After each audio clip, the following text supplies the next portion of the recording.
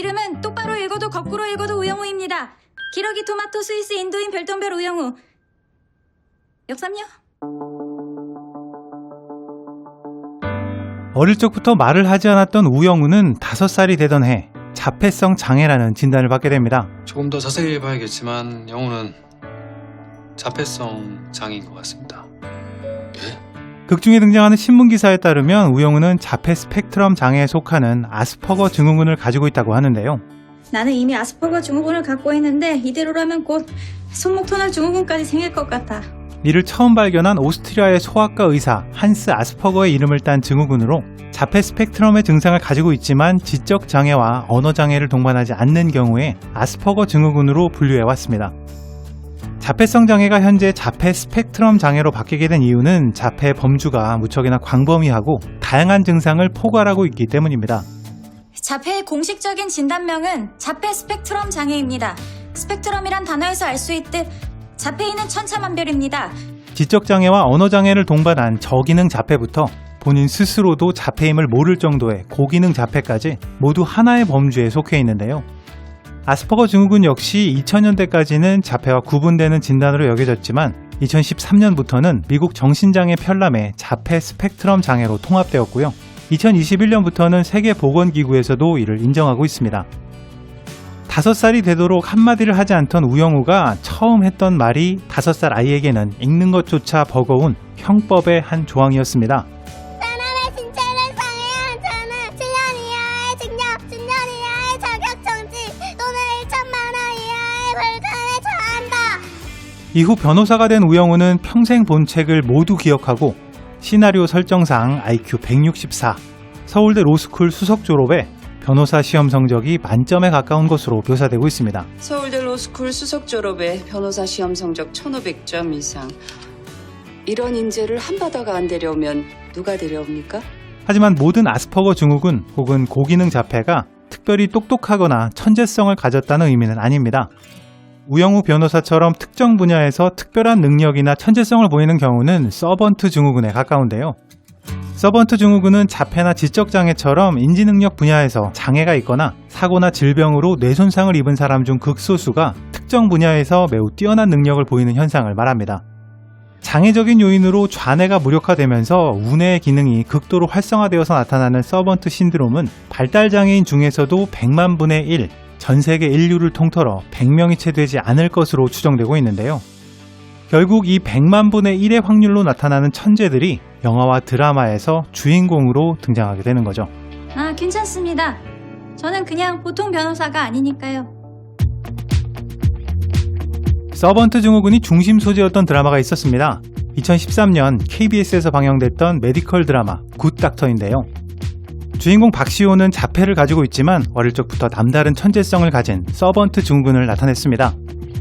한번 본 것을 모두 기억하는 천재적인 암기력에 다각적 공간인지 능력이 더해져서 인체 내부의 장기를 보지 않아도 알 수 있고 환자의 상태나 이에 대한 복잡한 시술도 머릿속에서 시뮬레이션 할 수 있는 능력을 가지고 있습니다. 이런 능력으로 일반적인 의사는 간과할 수 있는 미약한 증상들을 간파하는 것은 물론이고 자, 일단 목은 지혈만 잘하면 괜찮을 겁니다. 안 됩니다. 소화의 목을 그렇게 세게 압박하면 기도가 눌립니다. 그리고 좀 더 위를 압박해야 합니다. 특히 신체가 성숙하지 않아서 다양한 변수가 존재하는 소아외과에서 뛰어난 능력을 발휘하게 되죠. 소아는 신체가 성장하고 있는 단계라 변수가 많고 진단, 수술, 치료의 양상이 다르며 이 모든 변수와 가능성을 예측해야 하기 때문입니다. 조금은 어눌한 모습이 보이긴 하지만 별도의 보살핌 없이 스스로 일상생활이 가능하고 지능과 언어 구사에 있어 부족함이 없다는 점을 감안하면 주인공 박시호는 고기능 자폐의 범주에 속한다고 볼 수 있는데요. 혹시 밤과 잣, 색색깔의 고명이 어우러진 명품 1등급 한우로 만든 갈비찜 말씀하시는 겁니까? 그래 그거. 근데 너 배 안 고프다며? 하지만 중증 장애의 경우 정식으로 의사면허 시험에 응시할 수 없는 규정 때문에 극중에서는 자폐와 여타 장애에 대해서는 정상으로 판정된 것으로 설정되어 있습니다. 굿닥터는 2017년 미국 ABC 방송에서 리메이크 되었습니다. Who are you? Hello, I'm Dr. Sean Murphy. I'm a surgical resident at San Jose St. Bonaventure Hospital. 고기능 자폐와 서번트 증후군을 가진 주인공 숀 머피는 원작의 박시온과는 조금 다른 모습으로 묘사되고 있는데요. 박시온이 좀 더 아이 같은 모습에 중점을 두었다면 이거 다 네 거니까 천천히 좀 먹어, 이놈아. 네. 숀 머피는 마치 감정 없는 AI 같은 사회성 결여의 특징이 조금 더 강조되고 있습니다. You should start artificial respiration. He's going to stop breathing very soon.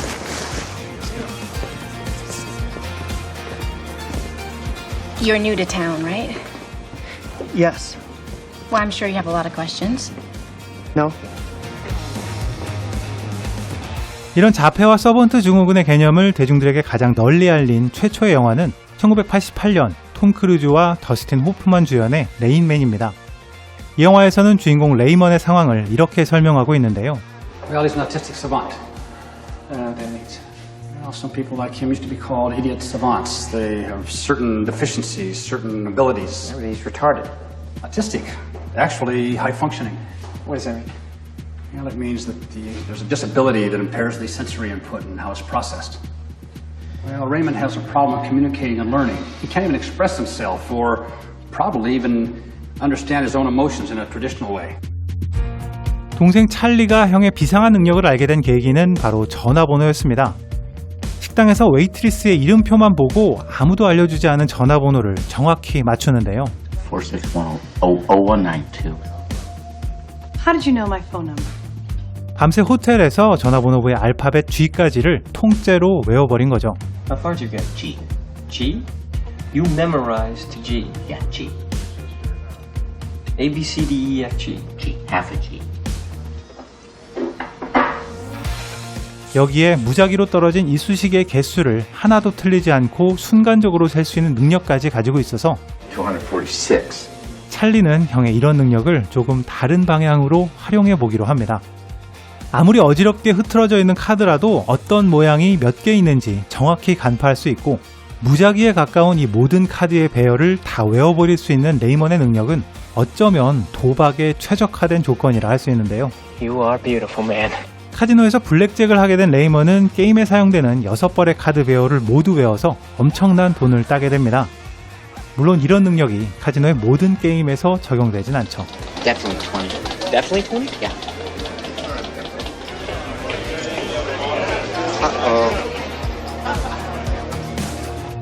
자폐의 잘 알려진 특성 중 하나가 자신만의 정해진 루틴에 의해 행동하고 이를 벗어나는 경우에 민감하게 반응하는 모습인데요.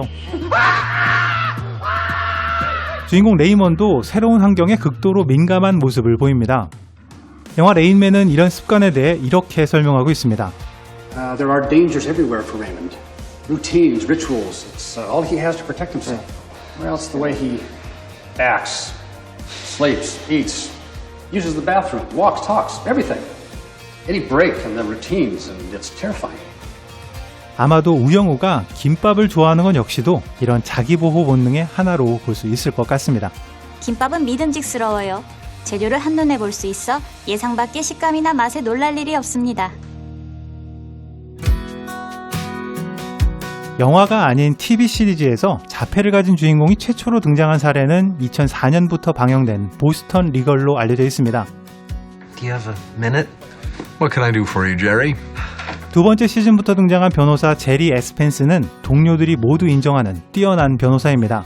You know, I have a tremendous affection for my own intelligence, and even I think you're smarter than me. Oh, I am. 하지만 그는 허벅지에서 손을 떼지 않는 특이한 행동으로 핸즈라는 별명을 가지고 있고요. Hans.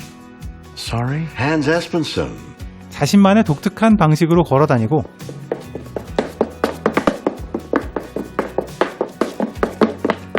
종종 이상한 말과 행동을 보입니다. Weird. Your work here is considerable. It's just not enough. Not enough. 오랫동안 이사승진에서 번번이 밀렸던 그가 마지막 기회에서도 탈락하게 되자 순간적인 충동을 참지 못하고 직속 상관을 칼로 위협하게 되는데요. Everybody stand back! I'll kill her! I swear I will kill her! 이 사건으로 재판을 받게 되면서 그동안 본인도 알지 못했던 자폐 진단을 받게 됩니다. It's called Asperger's syndrome. That's a form of autism. From the behavior that you've described, Jerry Espenson is a classic case. No eye contact, strange tic-like behaviors, passion for a single subject, in this case the law, sudden outbursts. Basically, their brains can't process ordinary nonverbal cues that most people use to communicate. 자폐성 장애에 대한 기초적인 개념이 세워지기 시작한 건 1938년 한스 아스퍼거와 1943년 레오 캐너의 연구부터였습니다. 하지만 이런 개념이 대중적으로 알려지기 시작한 건 1980년대 이후부터였는데요. 자폐성 장애는 1995년이 되어서야 미국에서 처음으로 정식 장애 항목에 포함되었고 우리나라에서는 1999년에 비로소 공식 장애 항목에 등록되었습니다. 자폐의 원인에 대한 대략적인 가설이 등장한 연구도 2000년대 이후에 시작되었을 만큼 자폐는 아직 아는 것보다 모르는 것이 더 많은 장애라 할 수 있는데요. Are you autistic? I don't think so. No. Definitely not. 인구 1000명 중에 1명꼴로 발생하는 자폐 스펙트럼 장애는 그 양상이 광범위하고 나타나는 증상도 사람마다 모두 다르기 때문에 실제로 제리 에스펜슨처럼 자폐를 가지고 있지만 성인이 될 때까지 모르고 지나가는 경우도 적지 않은 것으로 알려져 있습니다. Do you think Jerry Espenson knows he has it? I doubt it. Most adults don't know. It wasn't even considered a disorder until 1995. 2016년 벤 애플릭 주연의 어카운턴트에서 주인공 크리스찬 울프 역시 얼핏 보기에는 다른 점이 거의 느껴지지 않습니다. 그저 조금 쌀쌀하고 냉정한 사람처럼 비치는데요. My daughter's meeting me for lunch. I think you two just might hit it off. Nice to see you. 신체 접촉을 좋아하진 않지만 사람들과의 악수 정도는 무난히 할 수 있고 썰렁한 농담도 가능합니다. Why does fun go to die at the University of Chicago? No, it's just an expression. I'm joking. 하지만 그는 아스퍼거 증후군 진단을 받은 고기능 자폐를 가지고 있습니다. I have a high-functioning form of autism, which means I have an extremely narrow focus and a hard time abandoning tasks once I've taken them up. 어릴 적부터 거꾸로 된 퍼즐을 몇 분 만에 맞출 정도로 뛰어난 천재성을 보인 크리스찬 울프는 탁월한 암기력과 천재적인 계산 능력으로 극악한 범죄 조직에 새는 돈을 찾아내는 특별한 회계사로 활동합니다. 하룻밤 사이에 15년간의 모든 회계 장부를 조사해서 돈이 새어나가는 곳을 정확히 찾아낼 정도죠. 61,679,000. 군인이었던 그의 아버지는 자폐인 아들에게 스스로 싸워 살아남을 수 있는 남다른 방법을 가르칩니다. 누구에게도 지지 않는 격투 실력, 1.6km 거리에서 한 번도 빗나가지 않는 사격술, 어떤 순간에도 흔들리지 않는 결단력까지 갖게 되었는데요. 이런 유년 시절의 혹독한 훈련 때문에 극악한 범죄 조직을 상대하면서도 끝까지 살아남는 특별한 회계사가 될 수 있었습니다. 하지만 아무리 혹독한 훈련으로 자신만의 생존법을 익혀온 그에게도 여전히 어려운 부분이 있었습니다. 사람들의 행동과 그 이면의 의도를 이해하는 것이었는데요. 하지만 우리가 잊지 말아야 할 것은 자폐로 인한 사회성 결여가 이들의 진짜 속마음은 아니라는 사실입니다. I have difficulty socializing with other people even though I want to.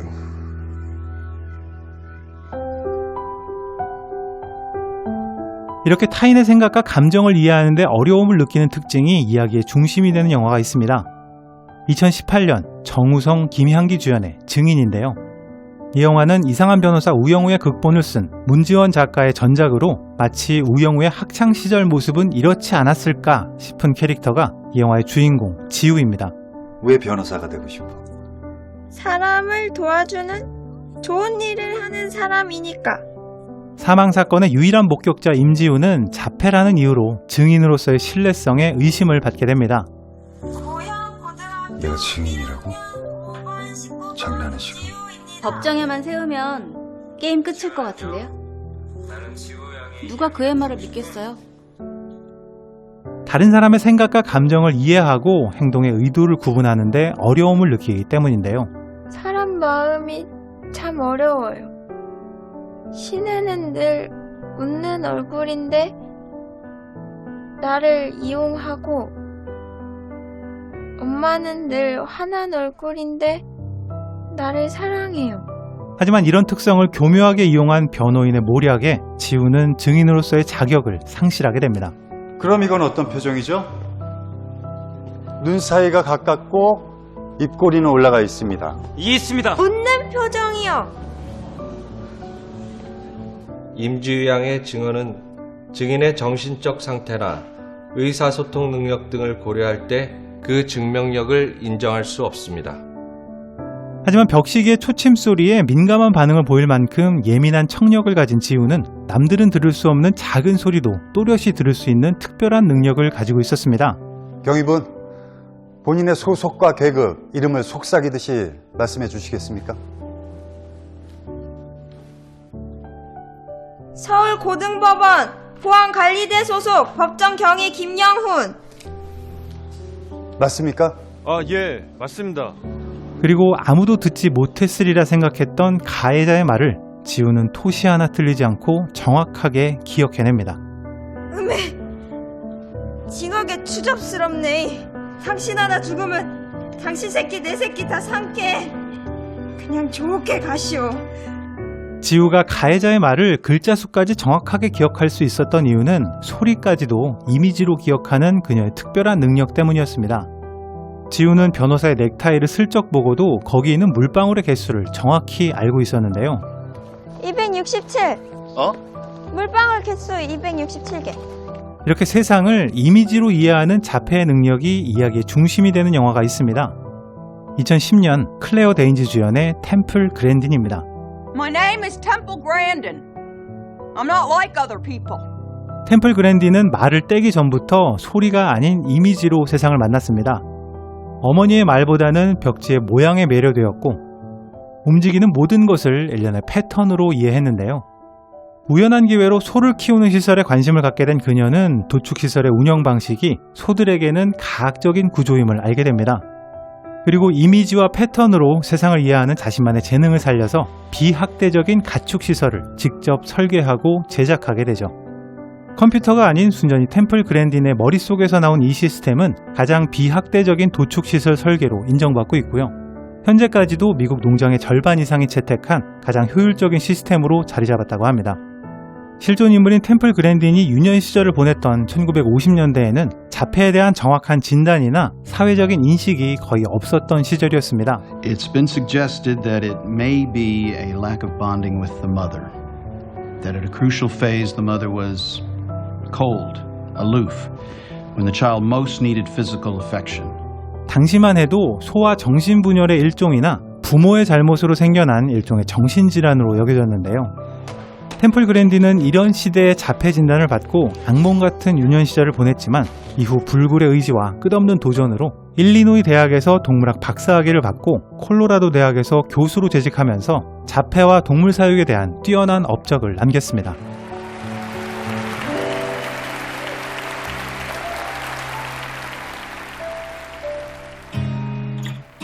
자폐가 등장하는 영화와 드라마에는 한 가지 공통점이 있습니다. 이들이 담고 있는 이야기가 자폐를 극복하고 우리가 말하는 정상이 되어가는 과정을 보여주는 것이 아니라 Can our son lead a normal life? Define normal. 자신만의 다른 방식으로 세상을 이해하고 자신만의 다른 특성으로 역경을 이겨내는 이야기라는 점입니다. 자폐는 치료할 수 있는 혹은 치료해야 하는 질병이 아니라 선천적으로 주어진 조금은 다른 특징일 뿐입니다. 사람은 모두 다르다. 정상과 비정상이 아닌 다름. 그리고 이 다름은 결코 열등함이 아니라는 사실을 잊지 않아야 될 것 같습니다. Different, but not less. 일탈적이고 비정상적인 것이 반드시 열등한 것은 아니다.